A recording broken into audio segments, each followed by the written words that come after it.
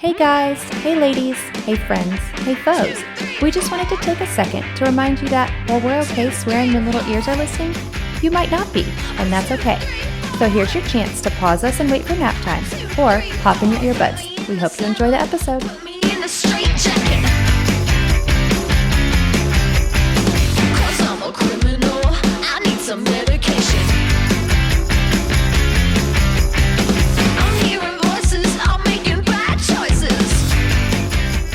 Welcome back to another episode of Done Playing by the Rules. We have a special episode for you today. A spooky episode. Mm-hmm.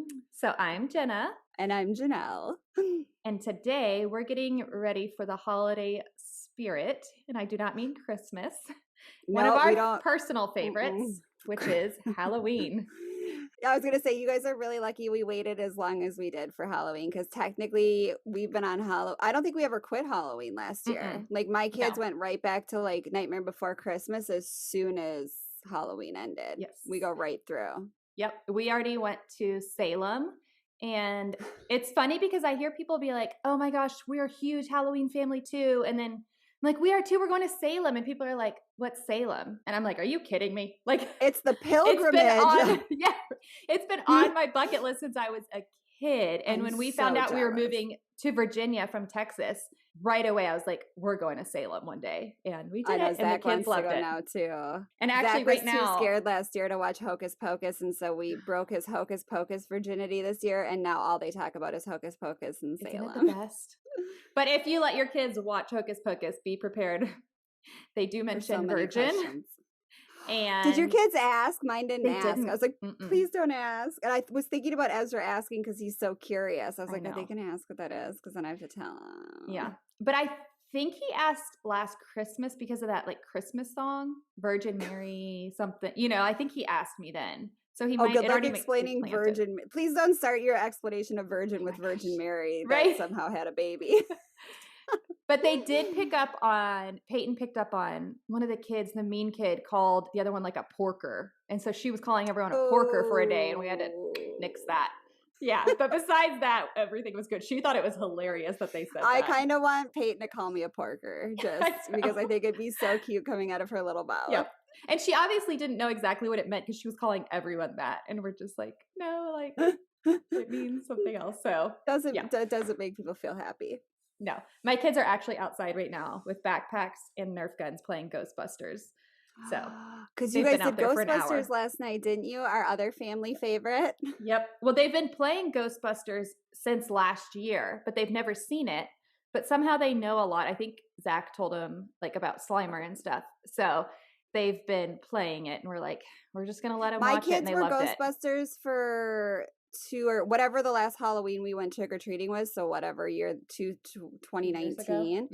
Yes, they were Ghostbusters. Mikey was Marshmallow Man and Zach was a Ghostbuster, and I don't think they'd seen the movie at that point. Aww. So I don't know how they knew about it, but that's what they picked to be, and it was so cute. But it was like 85 degrees, and Mikey was in the Marshmallow Man costume, just sweating, and like he was like 2, so of course, like also not like good at walking, and he like made it like 3 houses and then asked to go home. Aww. But he was his shirt was like sweat through, and I was like, I'm the worst mother ever. I made you wear this Marshmallow Man costume around in 80 degrees of Richmond Halloween. Yep. Well, actually, that same year, Ezra was that blow up dinosaur. And so same thing. He was like pouring in sweat. Our poor kids.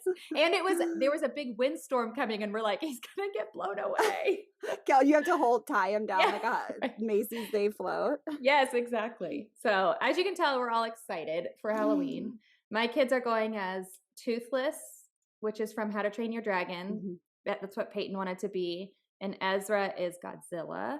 Brandon's going as me, and I'm going as him. That's a cheap, affordable way to do it. Love this. Yeah. Jenna and Brandon's costumes are always amazing. Last year they were Gomez and Morticia, and it was unbelievable.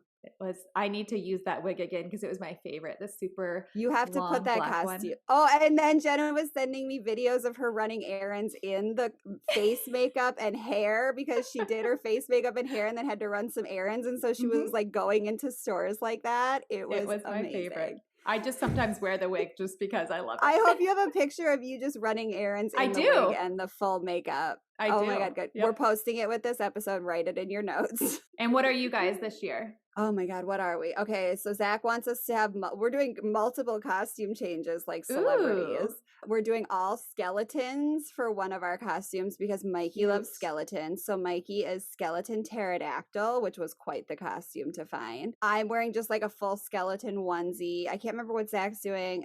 Zach and Josh are doing some sort of skeleton. And then for the other one, we're all Pokemon because Zach wanted us all to be Pokemon characters. So Zach is Ash, who's like the leader of Pokemon trainers. Mikey is Pikachu. Josh is wearing a double XL Snorlax costume. And when you sent me that picture, you have to post it. I could not handle it. I'll post it. And then I'm being Eevee, which is just like basic. I always try to find a costume that is just like the brown one. Okay. I think Zach sent it's the brown guy that like that has like all the evolutions. I don't know. Brown guy. I don't know. I think some of them are they. Oh, cute. I just Googled her. That's a cute It's literally just ears and like a neck thing. And then I'm going to wear like a brown sweatshirt and brown pants. Perfect. Janelle likes to go minimal. I like to go all out. I'm usually a cat because I can just wear, last year I was a cat and I've been a cat at least 5 times because I can just wear like a mask and ears and a nose and whiskers and a black shirt and black pants. Well, and your hair was dark last year. So it really went really well good last year. Yeah. This year you'd have to be a tabby. Isn't that what they're called? The like multicolored ones? This is not my best hair, anyone. Let's not talk about Janelle's hair right now. It's very sensitive. She's going through a phase. You just have to incorporate it into your Halloween costume. It's perfect for Eevee. It matches Eevee perfectly. It couldn't be better, to be honest. So it's for that. Okay, so we're gonna talk about personal experiences with creepy things, hauntings, and such. And I'm gonna share one from my grandmother, and then we had 2 listeners write in. I'm excited. It's interesting though, and Jenelle and I have talked about it. I feel like very sensitive people are more open, and so they do receive more like hauntings or visions or what have you. My husband is not one of those people, so he has not experienced many. The only ones he's experienced have been with me, and one of them is like not very spooky, so I'm not going to share it, but like he was like, oh my gosh, like I've never experienced this kind of stuff except with you. I'll have dreams and they'll come true. And I used to not tell him about them, and I think he kind of like wrote it off like, oh sure, you dreamt about that. So now I tell him and then it comes true and he's like, holy shit, like this is kind of crazy. And I had some really weird dreams this last week, and I told Janelle they don't always mean what I interpret them to mean. I sometimes take them very literally, and so they creeped me out. Let's make this a note for everyone. Don't talk your friends off ledges. Give them other options, but also validate their experience. Oh yeah. I said to Jenna, like, this might not be true, but it could be true. Like I have had a lot of those too, where I like dream something and then it happens, and it's just like a really sensitive intuition to things. Yep. And Josh also doesn't believe in it and always writes it off. And I was like, well, I mean, that person was old anyways. So clearly, like, and I was like, okay. Oh, like if they die. Yeah. Yeah. And I'm like, okay, well, I knew what was happening and I told you it was going to happen. So we literally went back and forth on this in the car on Saturday. Oh, that's funny. I don't believe him and he doesn't believe me. So too bad. My thing also I've noticed, and I need to be better at recording it, is if things happen in 3s in my dreams, usually something big is going on. And this bad dream I had happened twice. So, and it hasn't happened since. For instance, I had 3 dreams about one of my cousins, and I reached out to her, and they weren't bad. It was like we were shopping together. We went on a trip together. I called her, and I was like, hey, is everything okay? And she was actually having like a really hard time and felt really lonely and isolated from family. Like that kind of stuff happens. So do you want to start, or do you want me to start?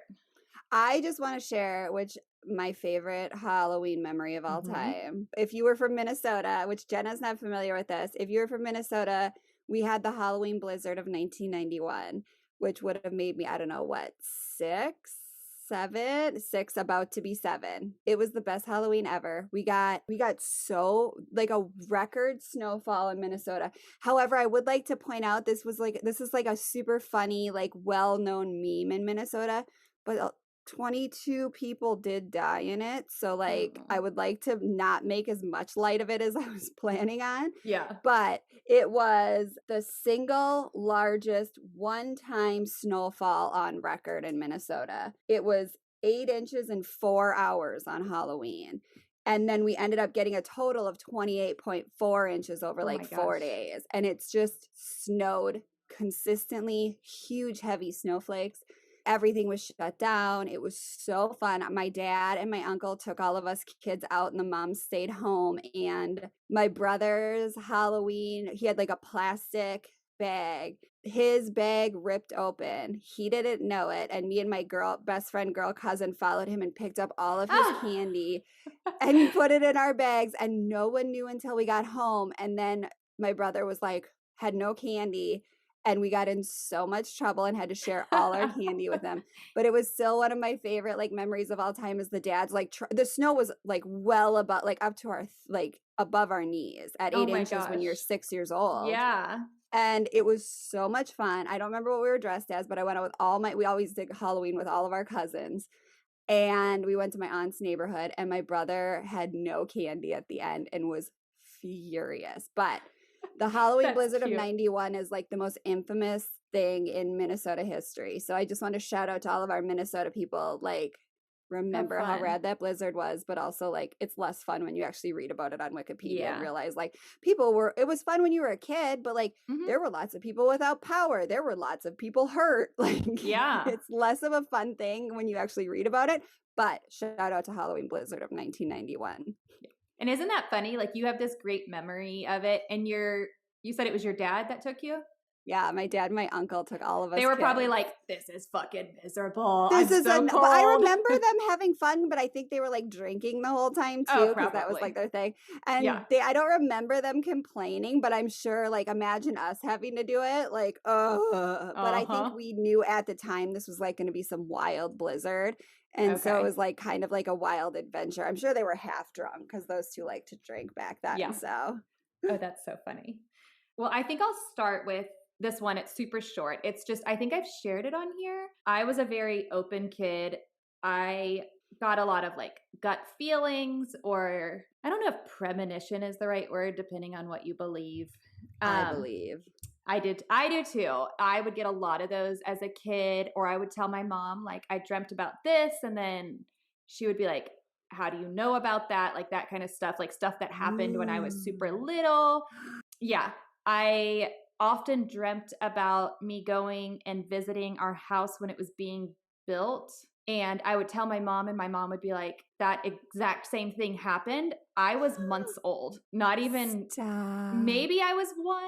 Still. I might have been 1, but still like, no. And we didn't have like videos back then. So it's not like there was like videos. And then I often saw a man in our house when I was growing up, and I wasn't scared of him. He was a full, I guess it's called a shadow figure, because I could never see a face, but he wasn't like in the shadows, if that makes sense. Like his whole, it was just like his outline and all his whole outline, And he wore like a cape, but not like a Superman cape, like old timey, how they used to, like when it was cold. You know what I mean? Like a poncho, a cloak. Type thing.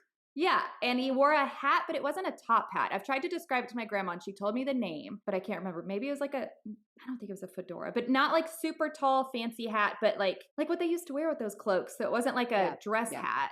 It was like a rain hat. Like if you see old movies, it's almost like a fedora, but it's like a little bit heavier and like usually what I'm talking about. Yes. Of course I do. Yes.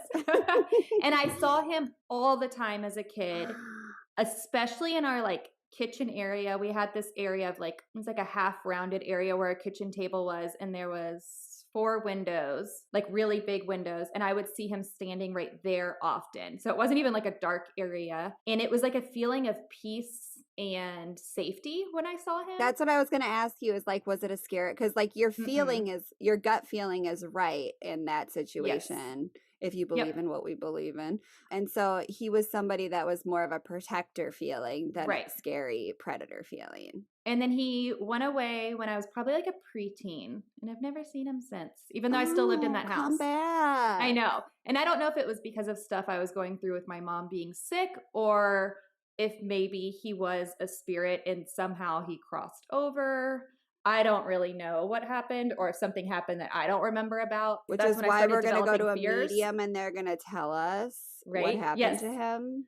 Yeah. Or who he was is what I want to know. Like, I, at that point, didn't know anyone that had died. All my grandparents were living. So nobody that I had met had died. I don't know. And he might have not been my person. He could have been my mom's or somebody else's. I don't know.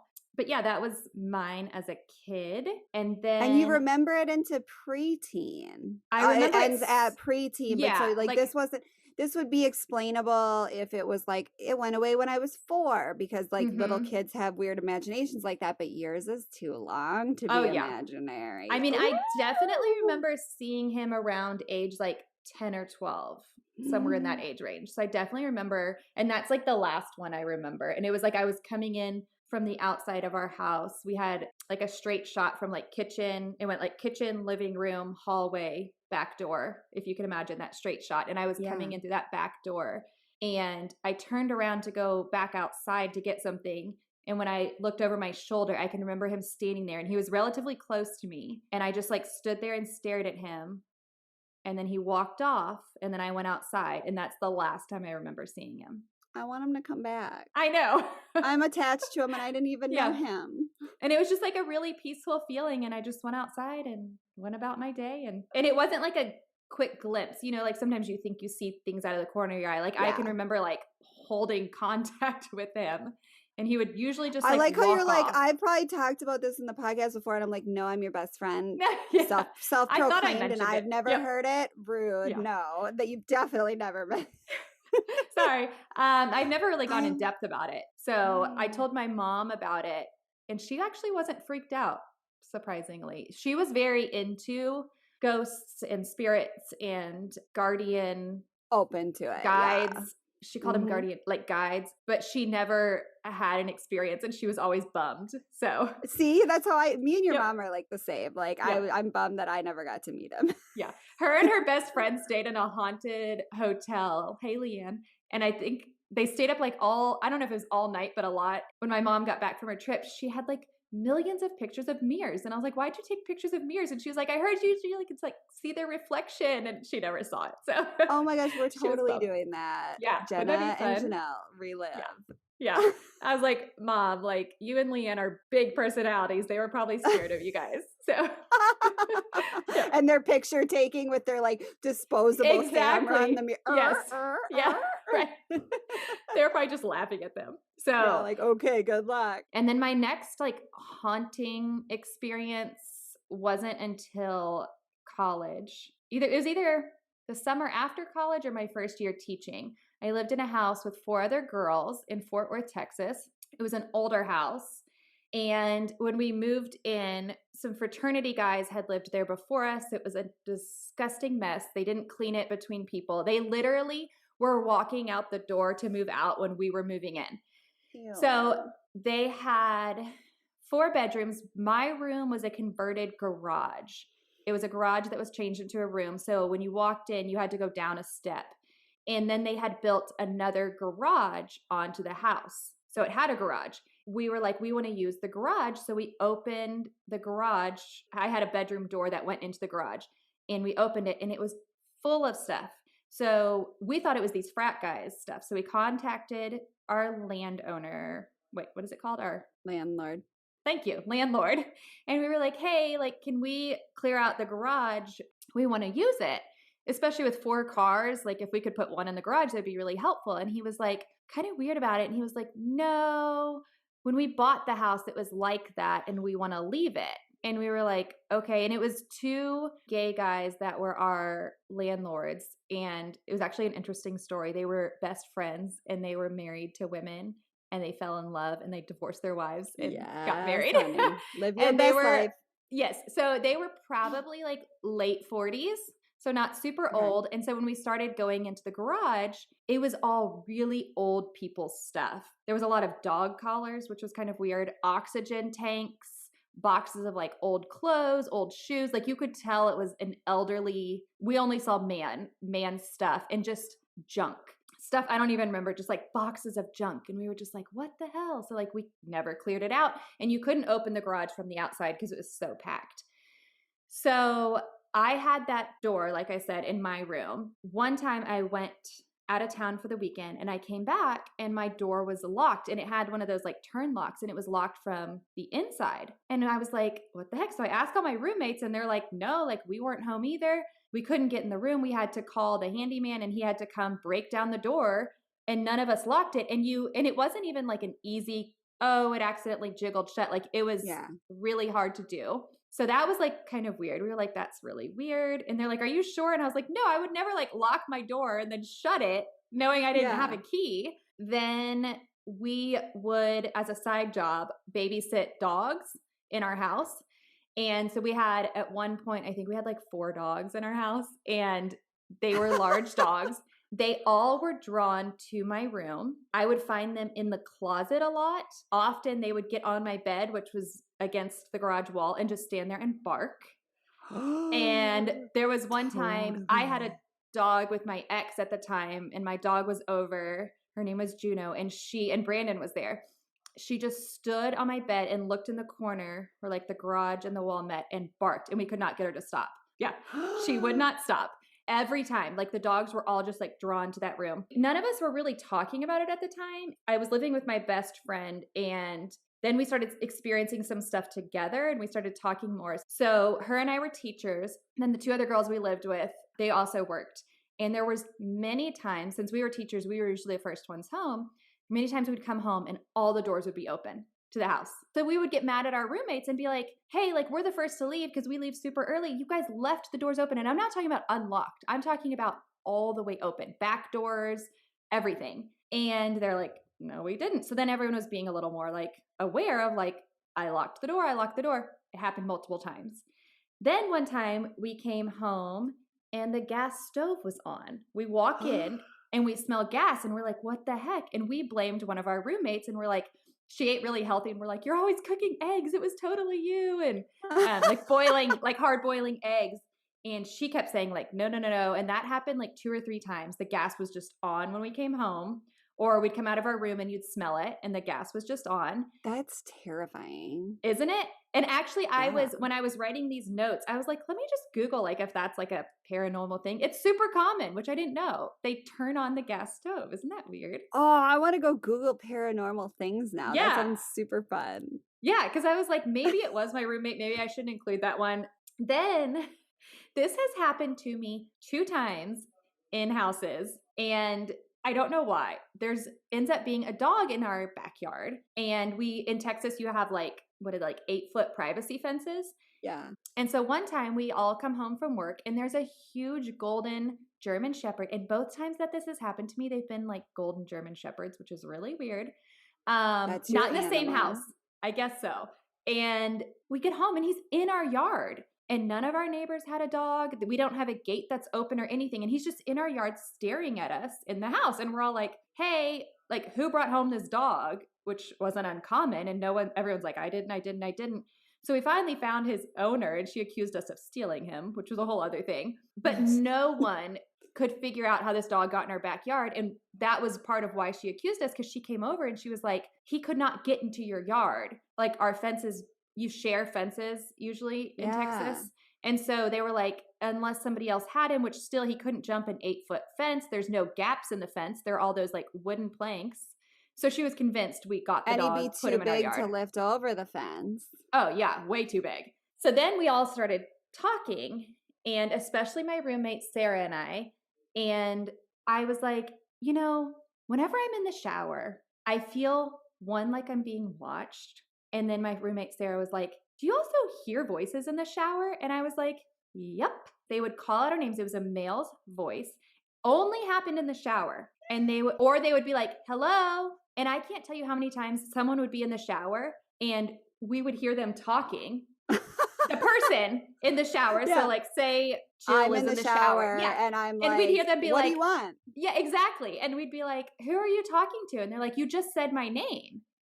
And we're like, no one did. And so everyone experienced that, but especially my roommate Sarah and I. And it was always a male's voice, and we're all women living together. And some of us had boyfriends, so we were like, maybe it's them, or we'd be like, oh, someone's in here, because we're thinking a male is coming in. But when you're in a shower and you hear your name, you're like, don't come in. I love these stories so much. Yep, that house is still there. I don't live there anymore, obviously. We tried to Google it and see like previous owners, but it had changed hands and been rented. And we don't know if it was like college houses. Yeah. We don't know if the belongings belonged to a renter or to somebody that lived there. And this was around like the TCU area. And so it's a really old area. And the house was really old. I want to say 40s, but I could be wrong on that. And so it's like, you don't know like where or who, but it seemed that's friendly. A great amount of time. Minus the gas and like, I mean, the person talking to us in the shower. Other than that, like very friendly. Yeah. So that was my biggest experience. And it, like I said, we never felt threatened. We just all naturally moved out eventually, like moving on with our lives. It didn't make us move out, but it makes me wonder if the landlord experienced anything because he didn't want to disturb the stuff in the garage. And we even told him like we were willing to do it for him. And he just like was like, no. And so that makes me wonder. Like, I mean, there was even like now I want to go back and find the stuff in the garage. Yeah, there was even like wood, like scrap wood left over. And we're like, can we at least like toss that out? And he's like, nope, don't mess with it. But he had no connection to it. It was there when he got there. Okay, did you have any more spookies happen? Tell me more spooky stories. That's all you had? Okay, no, but those are really good. I don't have any good spookies, even though I always try to keep myself very open to them. I guarantee my sister's going to listen to this and be like, remember when this happened, this happened, this happened, this happened, this happened, because I don't remember any of them. But I wanted to share, Jenna and I each picked a favorite listener story that we got in. So I want to read mine. And this is one of my girlfriend's husband's story, which my favorite spooky thing is rocking chairs with no explanation. Oh, it's just the most satisfying spooky. And so this one had one. So he doesn't remember a lot of it because he was a little kid. He was 3-ish when they moved into the house in Iowa. Lots of low-key ghosty stuff happened. There was a rocking chair that would rock by itself in his sister's room. She was around 1 at the time. A door would open on its own. A previous owner's son, maybe the ghost son, in parentheses, said, oh, my mom always wanted a door there. Once a babysitter was trying to go down the hall to check on the kids and she couldn't get past a point in the hallway. She said there was a cold wall. He doesn't remember anything, and they moved again when he was 5. He remembers being outside with babysitters because the babysitters never wanted to go into the house. She wrote back again because she must ask her husband for more details. I have more haunting details regarding the rocking chair. And I was like, yes, more rocking chair. Neighbors were over. Adults were hanging out, drinking, and getting loud. Kids were playing outside.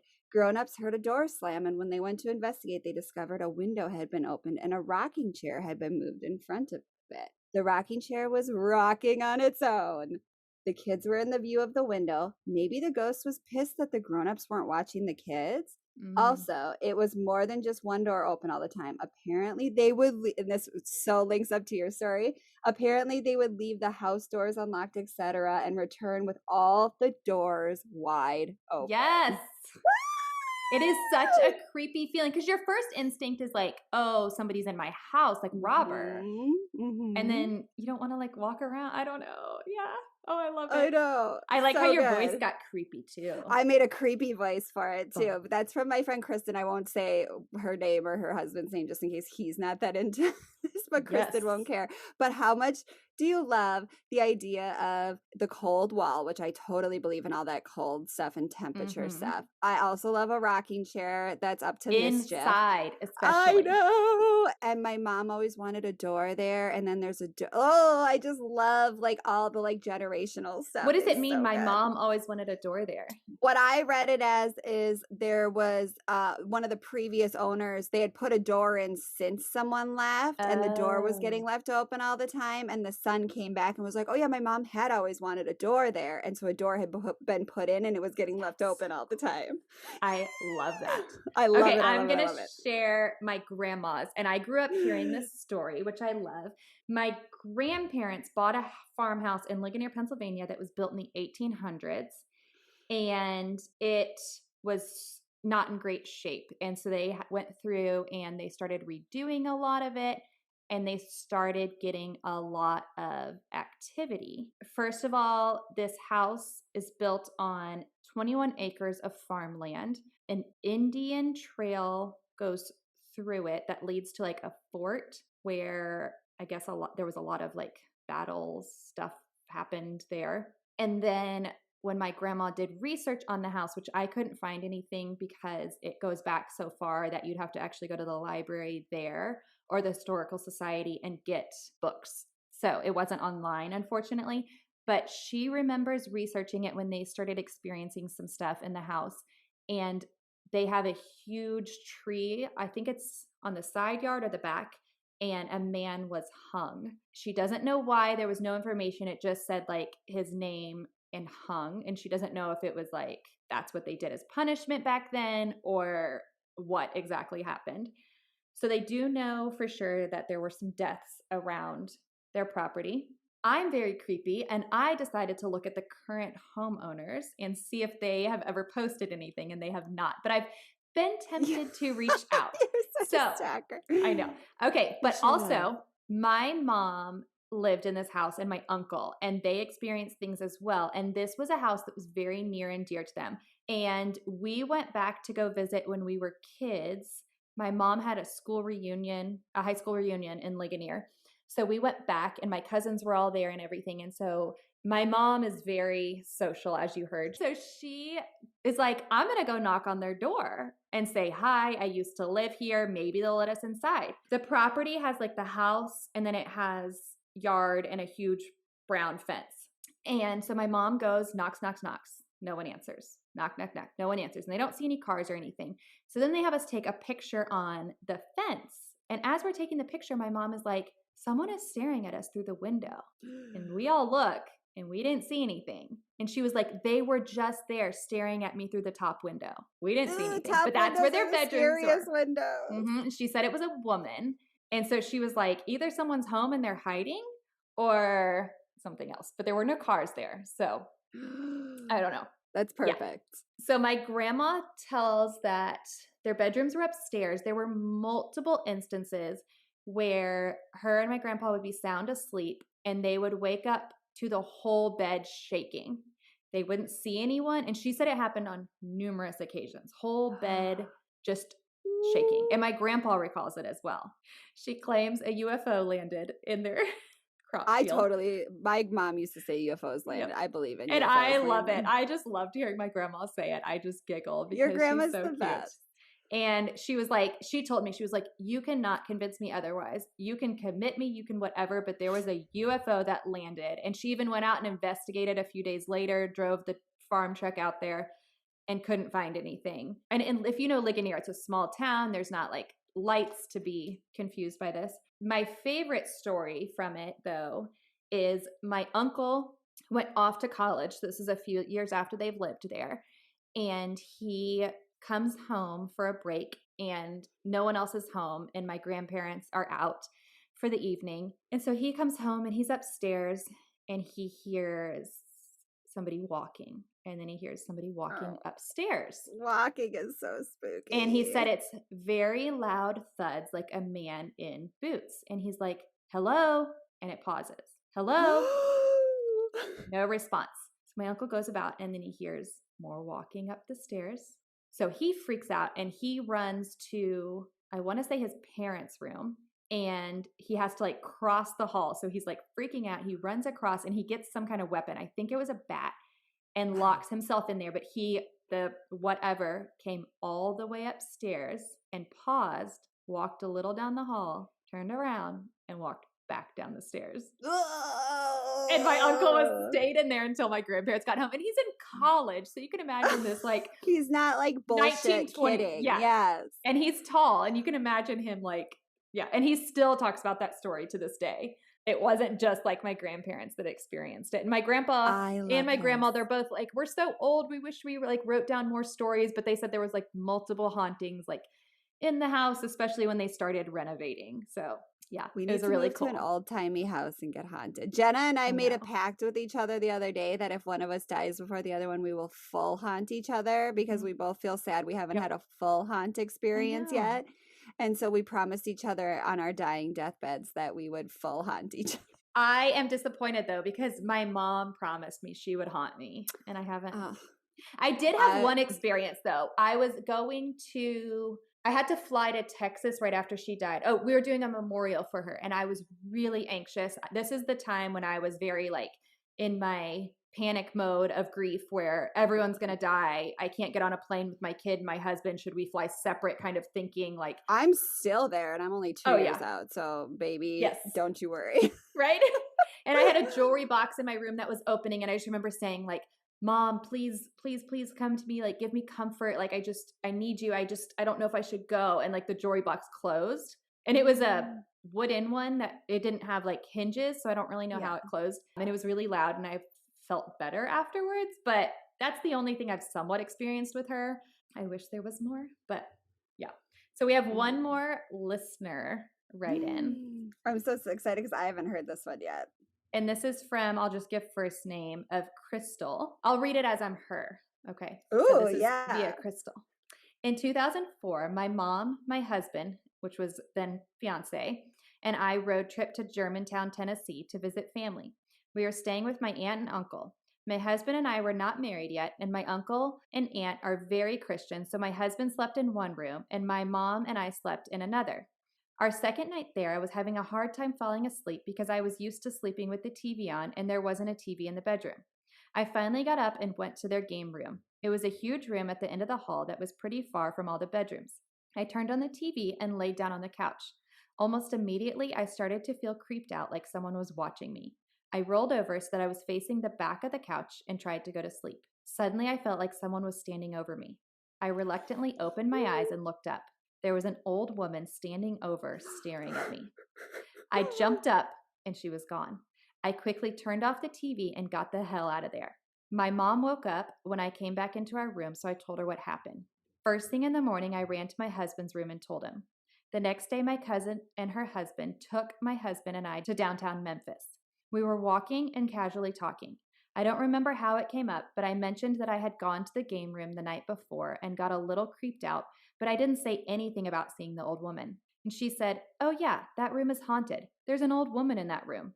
I stopped in my tracks and told her that I saw her. She proceeded to tell me that over the years when they were growing up in that house, that she and her sister had both made that room their bedroom at different times, but it never lasted long because they would wake up with the old woman standing over them. Apparently, my aunt and uncle never saw her and never believed them. My cousin was excited that I saw her because it validated what she and her sister experienced growing up in that house. She told my aunt as soon as we got back to their house, but she still didn't believe us and just laughed it off. Isn't that good? That's so good. I love it. It's like only when they're sleeping. Like, oh yeah, no, she's totally hanging. That's Gertrude. We see her all the time. She just loves sleeping women. Loves to sneak up on a gal while she's sleeping on the couch. Oh yep. My God. I love that one so much. Mm-hmm. That's all I've got. All the other experience I've had are like little blips. Yeah, I love a good haunting story. I totally believe in it. I want to know why also. Why is Halloween your favorite, do you think? Let's pretend this is what my therapist would ask me. Is Halloween your kid's favorite because it's your favorite, or do you feel like I believe we were witches in a past life and this is our holiday? So my kids will say that like Christmas is their favorite because of gifts, because they're still in that greedy stage. However, in terms of excitement, Halloween is by far their favorite. Like they don't play Christmas all year round. They're still talking about Halloween and playing Halloween at Christmas, but they're at that age where they like gifts. And so they're really excited. I don't know why Halloween is my favorite. I have a lot of positive memories. My mom made every holiday fun growing up. And so this is like an extra fun party one that has like, so I think this one's really fun too. And like, it's got so little like required effort that goes into it. Like Thanksgiving, you have to plan the meal and accommodate guests, and Christmas, you have to buy everyone gifts and rush around in the mall. And this one is just like pure, unadulterated, like fun, I feel like. And I've always liked hauntings and creepy movies. And I have like really good childhood memories of like on cold Saturday or Sunday mornings, like laying on the couch with my dad watching like The Birds or any like old Hitchcock movies. So good. Frankenstein, all of that. And I think that adds to it. I think I really like the weather, which adds a lot to it. And then I've just always been very intrigued by spirits and death and everything. And so when all of that is heightened and all of society around me is supporting that, and there's a lot to do with it, I think it's really fun. Yes. So like when we went to Salem, Brandon was like, could you live here? And I was like, if it's like this all year, yes. But if they I need them to commit to this all year. If they shut down like all these like stores and like their witchcraft stuff, like, no, I'm not here just like for seasonal shit. They keep it up all year. I do. I think so too. Especially with Hocus Pocus, like they're coming out with Hocus Pocus 2 allegedly in 2022. Mm-hmm. Especially with that, I bet they'll stay open year. But they're filming that in Rhode Island, which I'm bummed about. I know, but they'll still pretend it's Salem, I think. Yeah, but still. They do that for tax breaks now. Oh, that makes sense. We kind of do it all year round, like the spirits and everything. And I don't like scary movies at all. You guys are scary movie people too. Big time. I don't like the Saw movies. I don't like I don't like House Saw on Haunted Hill movie. I don't like any of that like gory. Like I'll watch the 1950s, 1940s stuff all day. I like real stuff that could happen versus like, I mean, possession can happen, but you know, where things kind of get crazy. I don't know. We used to watch, do you remember when Stephen King would have his movies would premiere on Saturday night on like network TV? We would watch those as a family. There was one that was so good and I can't think of the name, but it was like these like things you couldn't see in the clouds that made this weird like chattering noise. Oh my God, it was so creepy. And we watched it all as a family together when we were young, and we would get and my dad also fell asleep on the couch and we watched it for the first time when we were 5. I was 5, my brother was 4. My dad fully fell asleep on the couch watching whatever was on before it, and we watched the entirety of it. And I think that was like my threshold for terrifying things. That was the first movie that scared me. I was a little older because I was spending the night at a friend's house, and we had a babysitter, and we went up to her mom's room and watched it in her mom's bed. And then we were so scared. And then it just spiraled from there. Then we watched Poltergeist, and then we did all this other stuff. So and then the Ouija boards. You remember Ouija boards? I had one. And it kept falling from my closet, and my mom got rid of it. Because it kept freaking me out. And I think I bought one since I was an adult too, I want to say. Oh yeah. They're super fun. But see, I'm also now as an adult and doing more research, very cautious about what I bring into my home, like energy-wise. Like if I ever did a Ouija board, I would do it with like a professional, because you can also bring in really negative stuff. And as a kid, I didn't think into that. Well, you didn't care because you didn't have little kids to care about getting haunted in their beds. Now like we would do little like seances and stuff, and now I'm like, I would not do that now. Did you guys ever do light as a feather, stiff as a board at sleepovers? No, but I didn't know about it as a kid, but now I'm like, that would have been right up my alley. What was that from? I think it was from like The Craft. I don't know, but I need to go back and watch all those women power witchy movies now. Yeah. All right, now that's what I'm doing now. Yep. See you later, kids. Sorry, homeschool. Mom's watching The Craft for the rest of the day. Exactly. So keep sharing your stories, because clearly we'll do another one of these because we love this. And if anything spooky happens to you this year or over Halloween, or this brings up any memory for you, share it, and we'll do another round of paranormal. But we just want to get one Halloween one out because it's spooky season. And if you guys have any other ideas for thematic episodes, let us know, because we like a good theme, and we try and do what's relevant to like the seasons. So if you have any ideas. And thank you for Crystal and Kristen, correct? Yep. That wrote in. Their names are so similar. We were having trouble getting them mixed up. Oh, I love a good rocking chair. And I love a good old lady standing over you while you're sleeping. Good luck sleeping tonight, everyone. Yeah. And if you can't, call your therapist. And take your meds. 2, 3, 4